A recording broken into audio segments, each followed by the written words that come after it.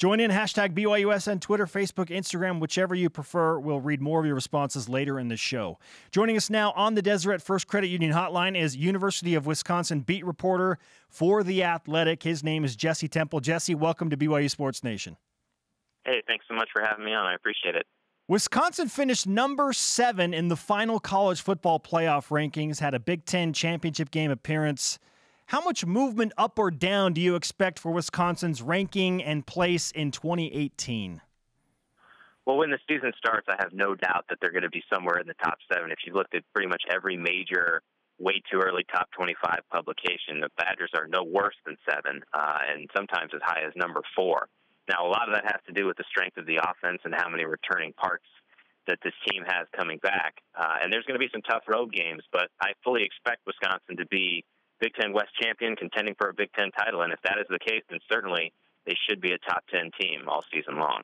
We'll follow up and ask you more about Wisconsin in a moment. But with that in mind, looking at the non-conference schedule for Wisconsin, does BYU need to be good to help the Badgers potentially in the playoff conversation? Well, it certainly wouldn't hurt. And this was an issue last year as well, because BYU had been so good for so long, consistently winning at least 8 games, that they made a bowl game every year from 2005 to 2016, so it was almost like a given. And then Wisconsin goes on the road and beats BYU, and suddenly it doesn't look like a very good win because BYU finishes 4-9.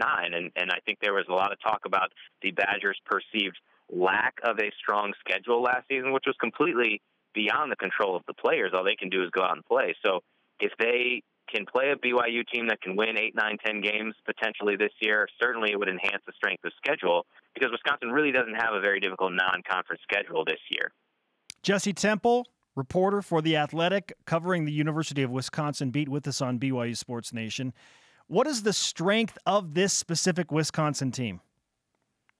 It is the offense. It is the offensive line and the running game. And really, it might be a little bit of every facet offensively, which is why people around here are so excited. The Badgers returned their entire 2 deep on the offensive line, and that includes 3 returning All-Americans with Michael Dieter, Bo Benchwall, the right guard, David Edwards, the right tackle. Dieter can play either guard or tackle this year. And then they also have a returning freshman All-America center in Tyler Biadasz. So the Badgers, as people know, have been nationally recognized for having a stout offensive line. This could be as good as any that they have had, certainly in the top 3. And you also bring back a veteran quarterback with Alex Hornibrook and Jonathan Taylor, who was 6th in the Heisman Trophy voting last year and a Doak Walker Award finalist for the best running back in the country. And I haven't even begun to mention the fact that they have their top 4 wide receivers returning. So there are weapons all over the field for the Badgers. I think this will be one of the 3 best offenses Wisconsin has ever had. Wow. It's about time Wisconsin got a quality offensive line and a good running back, right? It's just know, been right? a few months. So it's been a few months, since we've seen that. Last year, this was not a good game. It was a 40-6 Wisconsin win. Alex Hornibrook in Provo, 18 of 19. Could he possibly top it and go 100% complete? What kind of role does Alex Hornibrook play in the success of Wisconsin this year at quarterback? Well, he's going to play a big role. And even though they have a strong running game and are probably going to run the ball 2/3 of the time, Alex has to be more consistent. That was the biggest issue offensively last year, was his high interception rate. He threw 15 interceptions last year and won in 8 of the 9 Big Ten regular season games. Now, he had an uncanny ability to respond from those mistakes and lead touchdown drives, but fans were certainly biting their nails. And you mentioned the BYU game. That's close to perfect as you can get outside of going 19 for 19. He didn't have very many games at that high level, but he closed on a high note against Miami in the Orange Bowl. He was the MVP. He had 4 touchdowns, no interceptions, 258 yards passing. Now, the question is, can he be that Alex Hornibrook and not the one who makes those 1 or 2 interceptions every game? And if he can play at a high level, it's going to be awfully difficult to stop this team. We talked about BYU's 4-9 record and the impact it had on Wisconsin's strength of schedule last year. What kind of record does BYU need to have this season in order for the Cougars to help the Badgers' resume?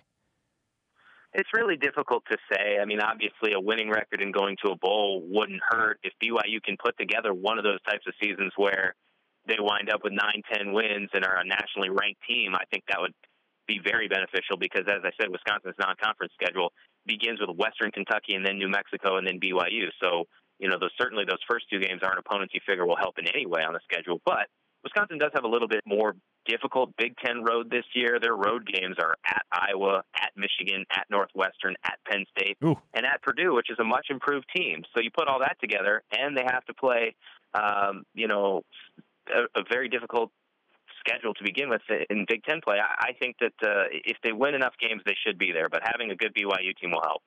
Jesse Temple, author of 100 Things Wisconsin Fans Should Know and Do Before They Die. He works for The Athletic, is the Wisconsin beat reporter. Let's just put it out there. Is it college football playoff or bust for Wisconsin this season? That's a good question. You would never hear coaches say that, certainly. I think the fan base is ready for this program to make that leap. The Badgers have been just outside the last couple of years, and they've always been good. The last 25 years since Barry Alvarez took over the program and they went to that Rose Bowl in the 94 Rose Bowl, they've been a good, consistent team, but haven't been a perennial power elite level program.